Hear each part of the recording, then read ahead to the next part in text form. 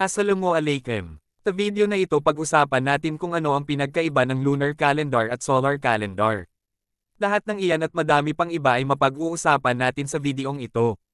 Ang dalawang calendar na Gregorian at Hijri na ginagamit natin sa ngayong panahon ay marami ito pagkakaiba kaya't ito ang tatalakayin natin sa araw na ito.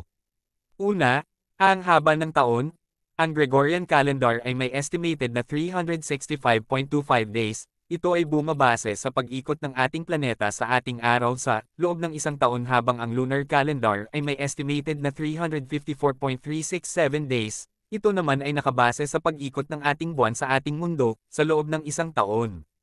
Simula ng taon. Ang Gregorian calendar ay nagsisimula sa January 1 sa bawat taon, habang ang Hijri calendar ay nagsisimula sa Muharrem. Paggamit. Ang Gregorian calendar ay ginagamit ng halos lahat ng bansa sa mundo. Ito ay ginagamit sa pang-agham at pang-ekonomiya at pangangalakal, habang ang Hijri calendar ay ginagamit sa buong Muslim community. Ito ay ginagamit sa mga mahahalagang pangyayari tulad ng Ramadan at ang Hajj. At ang panghuli, ang leap year. Sa Gregorian calendar ay gumagamit ng leap year. Naglalagay ng leap year para mapanatili ang dahoy ng panahon at oras. Nangyayari ito every 4 years ng Gregorian calendar at nilalagay sa February para maging 29 ang katapusan dito. Habang ang lunar calendar ay mayroong ding leap year, ito ay tinatawag na Dhul-Hijjah as-Sani. Paraan ito para magbawas o di kaya'y magdagdag ng isang araw sa isang taon.